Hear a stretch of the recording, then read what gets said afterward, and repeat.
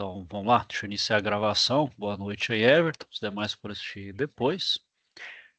Vamos então para a nossa. Aqui é a primeira e única, né? É o C, Web aula dessa UC. Essa UC é bem rápida. O Everton, ela fala de manutenção de compressores. Vou compartilhar a tela aqui e mostrar para você e o pessoal que for assistir depois. Então, ela é bem rápida. Ela começa no dia 20 de março. Começou no dia 20 de março, vai até o dia 1º de abril. Praticamente é 15 dias. A gente tem só uma web aula, né? Ela é focada na manutenção de compressores, né? Então ela tem uma situação de aprendizagem. Vocês vão ter uma aula aí. Vocês tiverem uma aula ontem aí das 8 às 17, certo? Bom, eu estava programado aqui, né? Vamos ver então sobre o que é essa situação de aprendizagem. Depois falar um pouco aí dos compressores, né? Dos tipos de compressores aí que a gente tem aí. Ah, bom,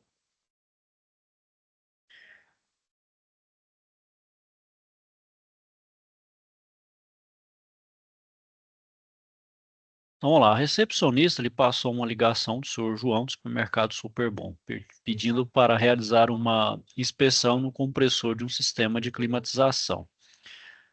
Vou passar o problema para o técnico. O proprietário informou também que o profissional anterior, que foi chamado para verificar o problema, disse que o inconveniente provavelmente estava na compressão do fluido refrigerante, que ele não tinha os equipamentos adequados para verificar os parâmetros de trabalho e sanar o problema. O cliente disse ainda que o primeiro profissional informou que o sistema operava com fluido R22 e que o equipamento dá partida, trabalha por uns momentos e desliga em seguida. Sr. João, o técnico da empresa, vai visitar o supermercado e fazer os testes para verificar se o compressor está trabalhando conforme os parâmetros constantes no manual de operação do fabricante e analisar então se há um problema mecânico ou elétrico, né? Então, preciso lembrar de elaborar um relatório para ser enviado ao fabricante do compressor. Se for o caso, solicitar a troca do componente. Bom, então aqui, Everton, o pessoal que for assistir depois, é, vocês podem estar até fazendo em grupo aí, pode até estar utilizando eu mesmo, né? Pode estar juntando o pessoal aí, entregando o mesmo trabalho. Se quiser todos entregar o mesmo trabalho, aí, a gente tem poucos alunos, né? O que vocês vão fazer? Entregar, né, um relatório daquilo que foi feito na aula presencial, certo? Então, tudo aquilo ali que vocês lembraram, tiverem feito na aula presencial e quiser relatar em umas 2, 3 páginas aí, certo? Tudo que foi feito, pode fazer todo mundo igual, não tem problema não, nem vai ser questão de cópia, né? Porque normalmente todos que estiverem envolvidos, né? Quiserem fazer esse relato aí, pode fazer em formato de relatório, não precisa ser nada rigoroso com relação a, a norma, coisa assim. Pode fazer digitado ou manuscrito, certo, Everton? Bem Alguma tranquilo. dúvida? Certinho? Aí, como falei, não precisa, pode, né? É porque tem poucos alunos aí, né? Então acho que tem poucos colegas aí, né? Sim. Aí vocês podem juntar aí e fazer entregar tudo aí. Como é bem rápido mesmo, pode estar entregando. Aí você já tem a nota da presença do EAD, que já praticamente que vocês fizeram na aula presencial já vai contabiliza também. Bom, então vamos falar um pouco aí dos compressores, né, pessoal? Então, o compressor, ele é assim, o coração, né? O compressor, ele é o coração do sistema de refrigeração, né? Então ele tem que ter uma exigência. Ele tem que ser baixo em consumo de energia, né? Porque ele é responsável por gerar o ciclo, então ele tem que ser feito da forma mais eficiente, ou seja, dando o máximo de eficiência, gastando o mínimo de energia, tem que ter dimensões reduzidas, uma boa durabilidade, né? Porque, vamos dizer assim, do valor agregado do ar-condicionado, a maior parcela mesmo do custo do ar-condicionado é do compressor, nem tanto é do evaporador, do condensador, nem dos outros dispositivos, é muito mais do compressor, porque é a parte, vamos dizer assim, mais complexa e ela que realmente realiza o trabalho, né? Então, ela tem que ter durabilidade, alta segurança, uma operação silenciosa, né? Claro, depende da minha aplicação, né? Então, se a aplicação mesmo é residencial, a exigência de ter menos ruído é melhor, né? Então, Ninguém quer ter um ar-condicionado, né? Por exemplo, vai dormir no ambiente e o ar-condicionado é extremamente barulhento. Que é então uma operação silenciosa e também com baixo custo de aquisição, né? Ou seja, da questão somente de acessibilidade. Bom, os compressores, pessoal, eu vou falar rapidinho aqui e depois eu quero falar os médios de resfriamento aqui. Como os compressores alternativos, né, são aqueles que utilizam pistão, pode ser de simples ou duplo efeito. Então, os meus cilindros podem estar no horizontal, vertical ou radial, né? E ele pode também ser de simples ou múltiplos estágios, né? Para ter então aumento, os múltiplos estágios é para diferentes estágios de compressão, né? Então ele ser com a pressão tal até numa pressão máxima que ele consegue atingir, né? Bom, os herméticos são aqueles que estão alojados na mesma carcaça, né? Ou seja, eles estão totalmente fechados aqui, então você não consegue realizar manutenção nesses aqui, né? Você atinge ali sua vida máxima, né? Sua vida útil máxima, ou próximo daquilo que é projetado, e faz a troca por um novo. Então você não consegue abrir, se abriu perde a garantia, você se inutiliza também, então você não consegue fazer manutenção da parte mecânica, óleo, no máximo a parte elétrica está aqui externamente, mas dentro aqui você não consegue mexer em nada, né? E é utilizado nas pequenas aplicações, né? Então são compressores pequenos, né? Então aqui tem um exemplo de um funcionamento de um compressor.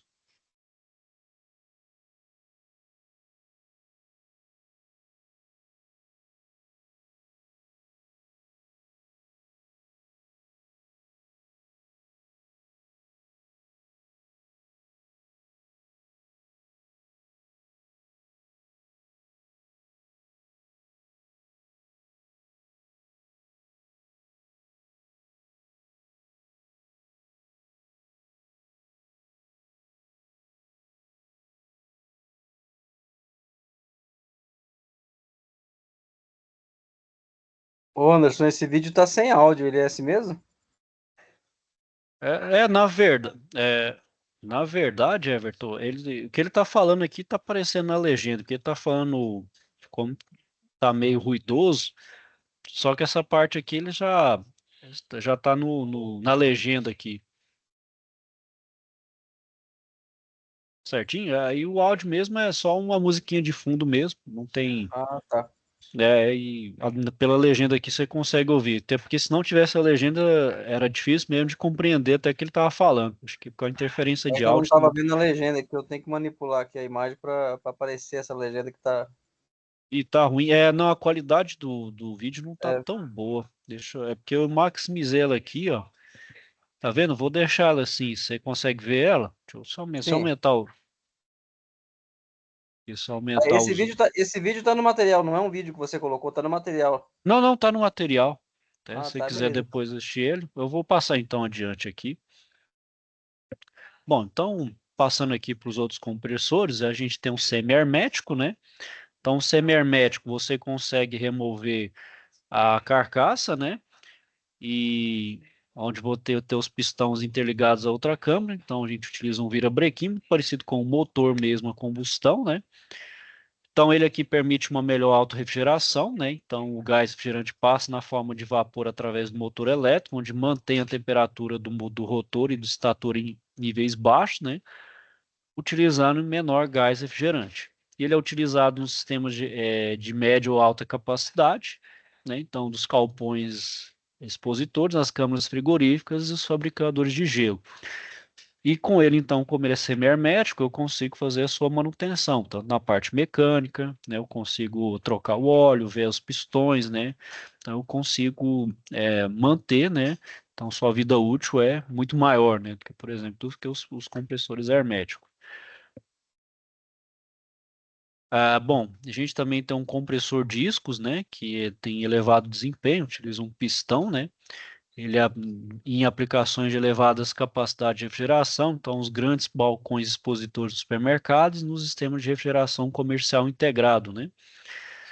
Então ele utiliza essas válvulas discos, né, que é posicionado então aqui na parte superior do cabeçote de válvula, Então, ele é responsável pela admissão e descarga do refrigerante, né? Então, quando ele admite, né, há uma baixa pressão e descarrega com alta pressão, né? E, então, ele tem controle de temperatura da descarga, né? Então, ele controla a temperatura para não ir demasiadamente com temperatura ali muito alta.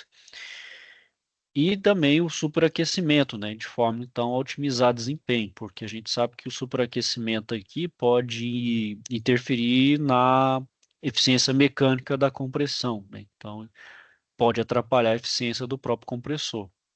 Então, esse controle ali é essencial da própria temperatura do refrigerante para ele não interferir no próprio compressor, né? Bom, e o compressor aberto, pessoal, ele é aplicado na refrigeração industrial e ele é aberto porque o mecanismo de transmissão do movimento do motor para o compressor é separado, então utiliza o polia e correia. Então, o eixo do compressor ele vai atravessar a própria carcaça, né? Então, vai fazer isso e já está a uma certa distância, né? Então, esse aqui, ó, é para o sistema de amônia, né? Então, a necessidade desse de construtivo justamente devido à sua toxicidade, né? E nesse tipo de equipamento também, né? O cabeçote utiliza água porque tem uma temperatura, eu preciso então fazer a refrigeração do próprio cabeçote para não superaquecer, né? E nesses compressores aqui, a lubrificação ela é forçada, né? Então, utiliza bomba de óleo, muito parecido, pessoal, com o nosso motor aqui, a combustão, né? Então, você precisa de bomba de óleo, você precisa refrigerar, né? Que é um motor, então, que como ele comprime muito, ele gera calor, então ele precisa ser refrigerado internamente. Então, ele é muito parecido com o motor mesmo, né? Que tem então um sistema próprio de refrigeração do próprio motor, né? Tem então um sistema de arrefecimento, né? Já que como ele tem um grande poder de pressão ali, né, de descarga de fluido ali, né, de vazão, ele vai gerar um calor. Então ele precisa de um sistema de arrefecimento próprio. Bom, além disso, né, da lubrificação forçada, eles também, o que opera com amônia tem que ter um dispositivo separador de óleo, né, que utiliza então o separador, o filtro do tipo coalescer, ou demister, que esse aqui é o coalescer, né. Então, por exemplo, tem a descarga aqui, né, que é o compressor que tem o óleo mais o fluido refrigerante. Então, eu tenho um filtro aqui que vai separar então o fluido do óleo, né? Então, o óleo, por diferença de densidade, ele vai então separar e vai descer, né, por gravidade. E o gás refrigerante, né, por ter uma menor densidade, ele sobe e continua o processo. E esse óleo aqui, ó, vai ter um controle que manda para o cárter, né? Ou ele vai se acumulando até o momento que a boia aciona e ele abre a válvula e retorna para o cárter, né? Já esse outro aqui, o demister, aqui, aí ele já tem o filtro, ele como se fosse uma barreira própria. Aí o óleo ele fica aqui em cima e depois se liquefaz e cai. E o meu gás, né? Ele por densidade menor, ele atravessa aqui e vai para o meu sistema. Porém, demora um pouco mais aqui, né, para se ordenar aí para o meu sistema. E da mesma forma, né, ele tem uma boiazinha que, quando necessita, ele abre aqui para poder jogar lá para o cárter, né? Bom, o compressor parafuso, né, que ele é o único dos compressores que tem aí que ele suporta o meu fluido refrigerante na forma de líquido, né? Então, é a forma como ele entra, por exemplo, ele entra e vai comprimindo, então, e sai a alta pressão. E ele pode ser de parafuso simples ou parafuso duplo, né? Então, os de duplo parafuso é o mais utilizado porque sua eficiência isentrópica ela é maior, né? Um pouco maior do que a de simples parafuso. E o óleo lubrificante desse tipo de compressor, ele é responsável tanto por lubrificar também como para vedar, né? Então ele veda ali o sistema de forma que não escape para o meio, né? Para o meio ambiente. Então, o óleo que deixa o compressor, ele é arrastado pelo gás, então tem que ser separado, né? Então, claro, não pode ter mistura, né? Ele vai e visa também evitar o acúmulo em outras partes do circuito. Então, por isso que passa por um separador de óleo e gás aí, certo? Então tem um compressor, né? Tem um motor aqui e aqui ele chega na parte do separador. Então tem a parte do óleo, onde vai ter então os anteparos. Então meu óleo em tese para aqui no filtro coalescente e aqui depois só segue o meu fluido refrigerante. Então tem que ter esse separador aqui no meu compressor. E quais são os métodos de resfriar, né, o meu óleo lubrificante, né? Então, no processo de compressão, né, como está se comprimindo não só o fluido refrigerante, o meu óleo também está sujeito à compressão, ele também vai se aquecer. Então, eu preciso de resfriar ele, eu preciso então de manter uma temperatura para ele não perder suas características de lubrificação. A gente sabe, por exemplo, temperatura influi diretamente na viscosidade de um fluido. Então, se eu aumentar muito a temperatura desse óleo, a viscosidade dele vai prejudicar, diminui. Então, ele perde seu poder de lubrificação na temperatura e pressão que ele foi projetado para atuar, né? Então, eu posso fazer esse resfriamento do óleo de 4 maneiras: com água e salmoura. Então, o lubrificante, né, depois de retirar calor do fluido refrigerante no interior do compressor, ele é resfriado com um trocador de calor, né? Então, troca calor ali, por exemplo, numa mistura água e salmoura, né, para poder entrar de novo no compressor à temperatura ideal. O outro é o resfriamento realizado pelo próprio fluido refrigerante condensado, circulado por bomba ou termosifonamento. Então você pode utilizar ali, depois que ele passa pelo condensador, o meu fluido, ele então está a líquido saturado, ele está a alta pressão e uma temperatura menor. Posso trocar o calor com o próprio fluido refrigerante, né? Então, ele pode fazer essa troca de calor ali e manter o meu óleo na temperatura também de operação. A outra forma é a injeção de fluido refrigerante na carcaça do compressor durante o processo de compressão.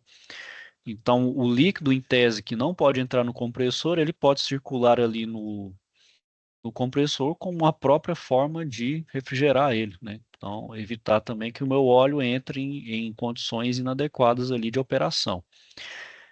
E a outra forma é bombear o refrigerante condensado, né, na descarga do compressor. Então, claro, a gente nunca pode colocar líquido na sucção, né, do compressor, mas na descarga ali, você pode fazer na tubulação de descarga entre o compressor e o separador de óleo. Então, você pode resfriar a mistura de forma também a controlar a própria temperatura do fluido refrigerante, né?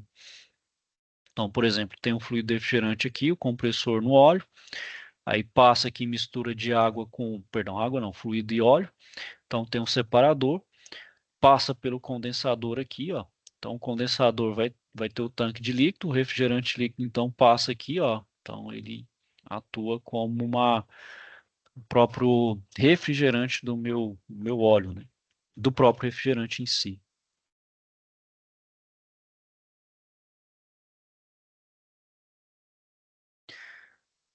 Bom, e aqui, pessoal, quero mostrar também a análise de falha, então, do ponto de vista mecânico, né? Então, quando a gente está fazendo análise de falha em um compressor, a gente tem que olhar então as duas, né? Essas duas fontes, né? Então a gente sabe que o compressor tem o acionamento elétrico e tem a parte mecânica. Então, assim como no próprio todo, no meu ar-condicionado como um todo, no meu sistema como um todo. Então eu tenho que analisar a parte mecânica e a parte elétrica, né? Bom, então pessoal, quais são as causas principais aí do meu problema no compressor, né?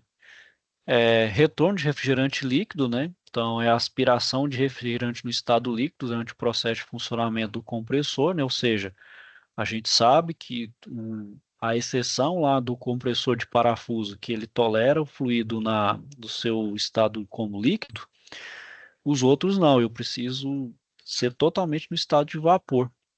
Então, eu tenho que garantir, eu tenho que superaquecer o meu fluido para garantir que ele esteja todo no estado de vapor.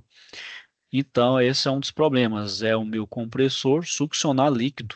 Isso pode, chama de compressão úmida, pode dar problema, né? Gerar problema no meu compressor. O outro problema é a partida inundada. O que que é isso? É partir o meu compressor com presença de fluido refrigerante no estado líquido em seu interior. Então, você vai partir e ele está no líquido, já vai dar problema ali. Então, ele já está comprimindo o líquido. Também já gera problema. O outro problema é o superaquecimento excessivo. Então, o superaquecer o fluido refrigerante garante que ele vai entrar somente como vapor ah, no compressor. Porém, você vai gerar um outro problema. Se você exceder esse superaquecimento, você vai estar prejudicando o óleo lubrificante, porque ele vai entrar numa temperatura, como eu falei, pode interferir na viscosidade desse fluido lubrificante. Então, você vai gerar falha de lubrificação e desgaste acelerado, então, dos componentes móveis, visto que o lubrificante, então, não vai ter o que, vai perder suas características, né? As suas características de lubrificação. Então, aí você vai gerar problema nos componentes móveis. A lubrificação inadequada, né? Então, esse próprio superaquecimento pode gerar essa lubrificação inadequada, ou utilizar também um lubrificante inadequado, né? Aquele que pode ter reagido com o fluido refrigerante, ou com problemas no ponto de fluidez, ou seja, ele está numa temperatura baixa demais, aí o meu lubrificante ele solidificou, ou seja, perdeu suas características de fluido, né? De lubrificante. Então, ele perde, né, ele já não tem o seu poder ali de proteger as partes móveis do compressor. Então, gera uma lubrificação inadequada. O outro é o golpe de líquido, né? A gente chama também de golpe de Ariete, né? Então, a pressão gerada, né, quando o óleo fluido entra no estado líquido, ele entra na aspiração, então, ou seja, ele entra numa velocidade tal que ele é uma velocidade ali que a velocidade, a gente sabe que o fluido com velocidade ele gera um golpe. Então, esse chamado golpe de líquido, ao chegar ali com uma energia muito grande, pode estragar, né? Você estraga todos os seus os componentes, principalmente os componentes móveis do compressor. Aí você pode inutilizar ele ou diminuir drasticamente, por exemplo, sua vida útil. E o outro problema que tem no compressor são os problemas de origem elétrica, né? Então, pode ser falhas elétricas, né? As ligações não estão feitas corretamente, dimensionamento de cabo incorreto, né? Ou proteção inadequada, né? Então, pode ser várias origens, né, da parte elétrica.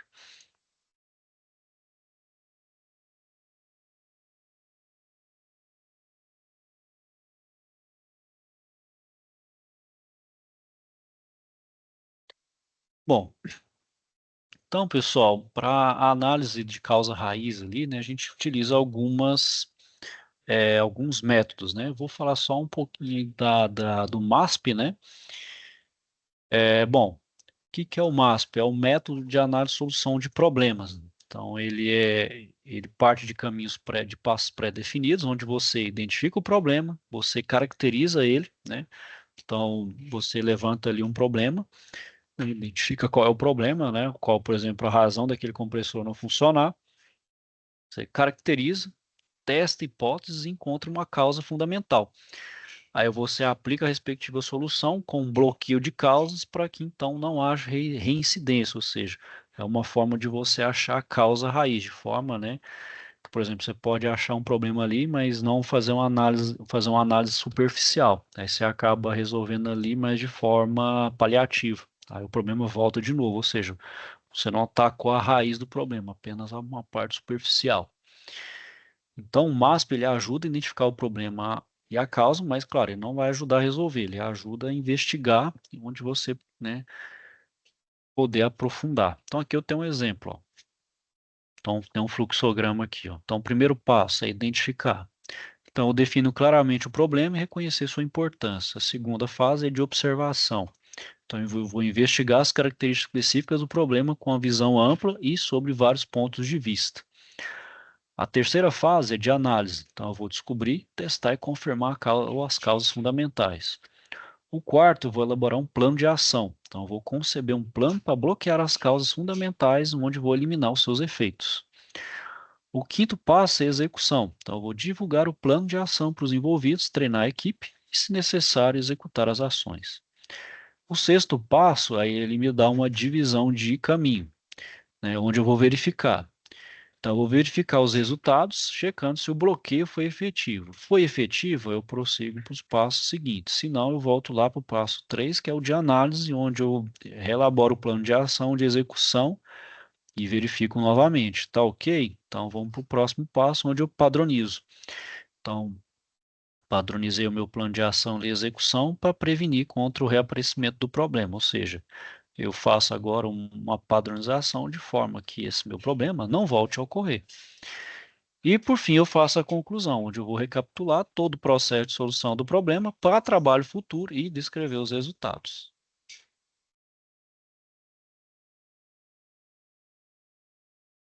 Bom, então aqui, pessoal, são outros, né? Então tem o brainstorm, né? O diagrama de Chikawa também. Então tem várias formas de sinalizar um problema, né? O 5W2H. Bom, então aqui, pessoal, vão ter alguns testes no compressor, certo? Os testes de verificações. Então, eu posso testar alguns parâmetros, como, por exemplo, pressão e temperatura de sucção e descarga, né?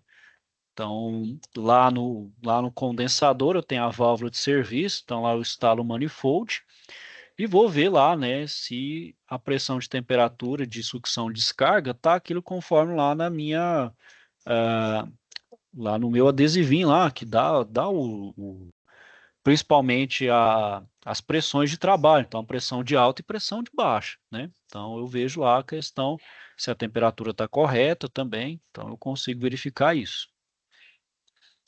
Então tem um passo a passo, né, para conectar ali o manifold, né? Então retirar aqueles capacetes da válvula de serviço, desapitar as porcas das gachetas, fechar as válvulas de serviço para manômetro, retirar os nipples tampão, né? Então isso vai depender de cada um aí, né? Usar mangueiras certificadas, né? Só para ter uns cuidados, verificar o estado das borrachas de vedação das mangueiras, né? Ver se não está desgastadas, né? Ressecadas. Aferir periodicamente os manômetros para ver se eles estão devidamente calibrados.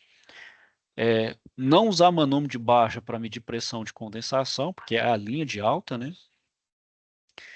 E não usar manifolds para sistemas que utilizam diferentes tipos de fluido refrigerante, porque os analógicos, pessoal, ele é feito para um fluido específico. Já aqueles digitais, você consegue fazer a mudança do fluido de trabalho que você está mexendo naquele momento, né? Então, claro, é um manifold mais caro, porém ele mais assertivo nessa questão, né? Bom, então aqui também outra forma é fazer o teste de evaporação e condensação. Então a gente utiliza termômetros instalados nas válvulas de serviço do evaporador e do condensador para ler a temperatura do fluido refrigerante. Então aqui a gente tem pontos, né, de leitura de pressão, temperatura de saturação e temperaturas sensíveis no circuito de refrigeração, né? Então você põe diferentes pontos para verificar, por exemplo, a constância de pressão, se está dentro, né? Então, por exemplo, eu tenho o meu sistema aqui, né? Então eu tenho meu,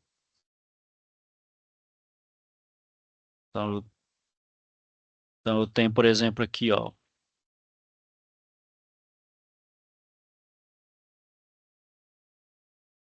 opa,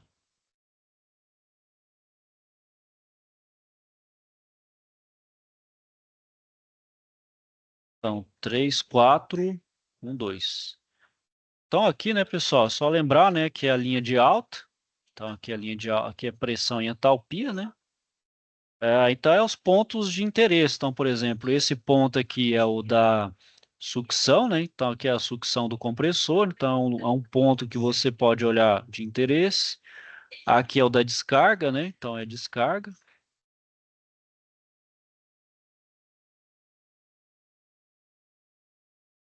Aqui então é saída do compressor, né? Então, pô, saída do condensador, perdão, saída condensador.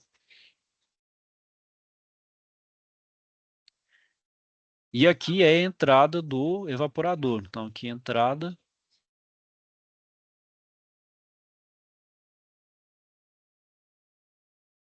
Então, entrada, evaporador, certo? Então, é os pontos de interesse também para você essa análise. Claro, você pode utilizar essa aqui e outros pontos também que você achar necessário para verificar se está dentro, né? Também você tem que olhar nível, pressão e temperatura do óleo, né? Então, se o sistema de arrefecimento está ok, se a pressão está dentro daquilo que é especificado. Dos parâmetros elétricos também, né? Fazer um teste, por exemplo, de isolamento elétrico do compressor, né? Ver se minha carcaça não está conduzindo. A minha carcaça ela é metálica e eu não posso, em hipótese nenhuma dela, estar tendo conduzindo, né? Se conduzir ali, pode gerar faísca, pode gerar ali descarga elétrica. Então, aí você pode estar desgastando seu óleo, né? Então, seu óleo pode estar gerando curto, seu compressor então vai trabalhar de forma errada e até gerar uma fundição do motor ali e as bobinas ali trabalhar da forma errada ou até queimar. Então, como é que eu faço o teste de isolamento elétrico? Desligar a alimentação do compressor, depois remover a tampa de proteção dos terminais, desconectar os cabos e, com auxílio do multímetro na escala de resistência, na mais alta, fazer o teste de passagem de corrente. Então, você vai verificar se está tendo condição de corrente aí em terminal em relação à carcaça. E no ponto de contato com a carcaça não tem que haver tinta, que a tinta, de certa forma, isola. Então, fazer o contato no tubo de cobre da sucção. Se o multímetro indicar resistência menor do que 2 mega-ohms, então vai ter falha de aterramento. E no caso de compressor hermético, se der essa falha, fazer a substituição. Para outros modelos, fazer uma revisão, né? Claro que isso aqui vai variar de fabricante para fabricante. Então, fazer sempre se balizar ali é, se balizar pelo próprio fabricante, né? É, eu tenho um aplicativo aqui, deixa eu só ver se eu tenho, se ainda tem ele aqui. Ele é um aplicativo para celular. É muito bom também, deixa eu só ver se ele ainda tem aqui. Deixa eu só verificar aqui se ainda tem ele.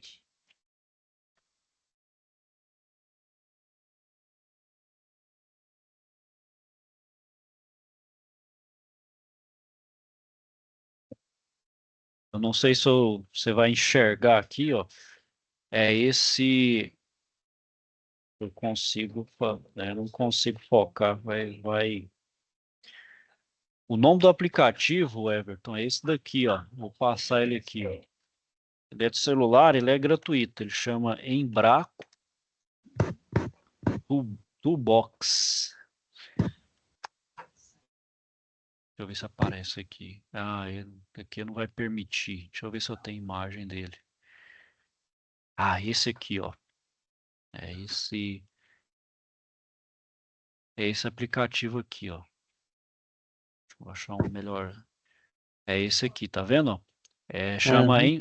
Embraco Toolbox. Tá vendo? Ele tá em português, ele tem em português, certo?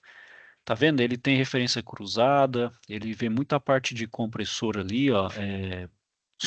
Solucionador de problema, tá vendo?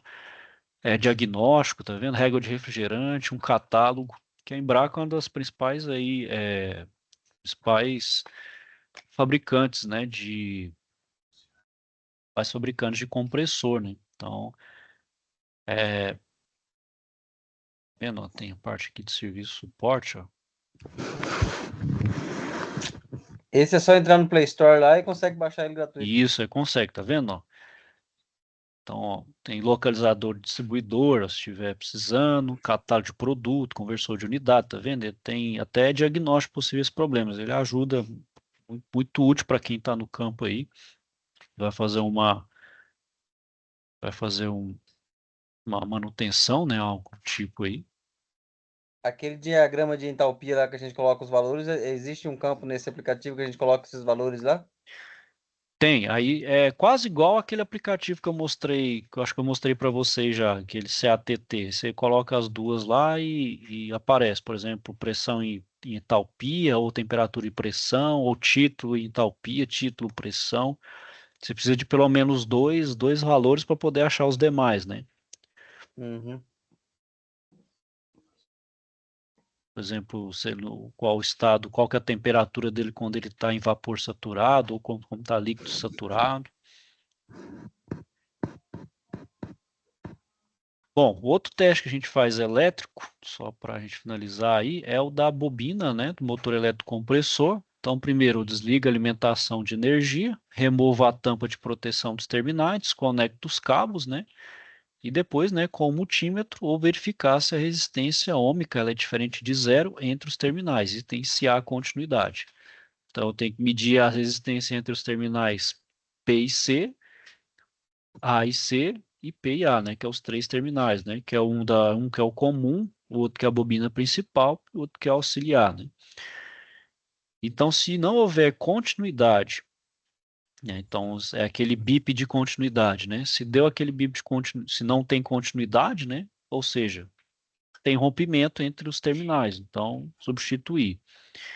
E com relação à resistência elétrica, né, no caso dos compressores aí, os monofásicos, some as medições P e C com A e C e verificar se é igual medido entre P e A, né? Então, ver se tem essas diferenças. Se tiver uma tolerância aceitável, conforme o fabricante, né? Caso haja muita divergência, então aqui tem lá, tá vendo? Ó, tem ó, uma foto aqui, ó, de como fazer aí, ó.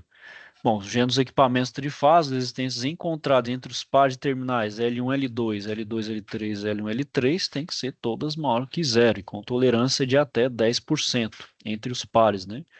Também verificar, né, o fabricante, ver o que ele indica, né, o que ele coloca como tolerável aí, né?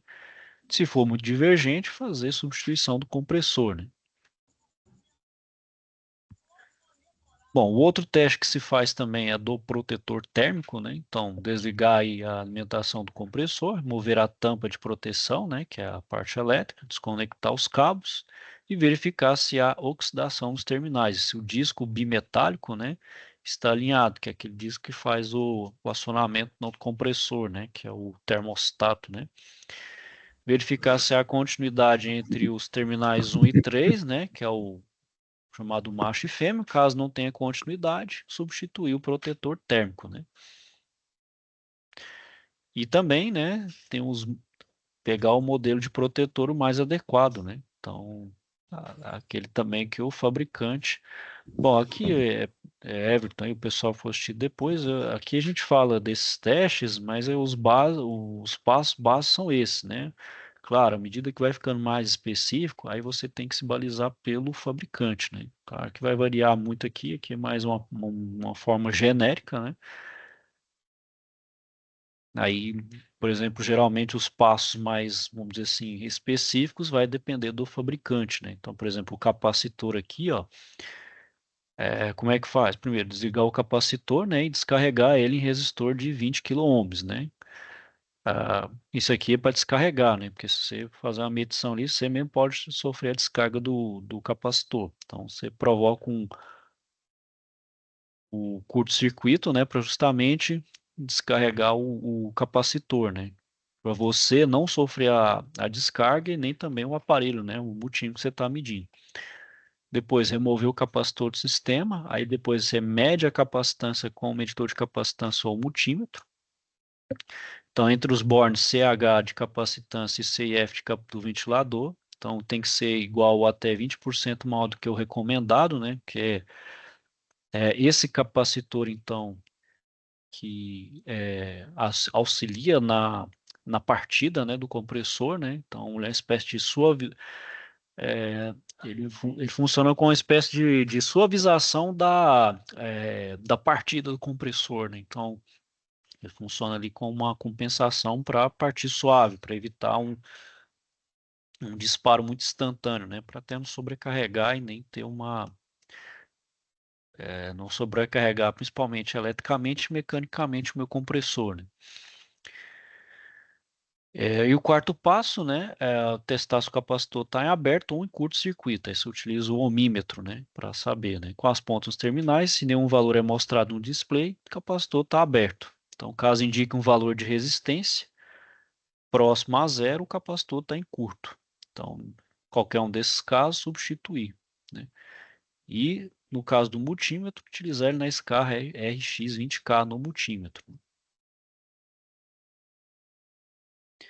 E o teste do termostato, né? Então, desligar a alimentação, remover o termostato, né? E girar a chave seletora, né?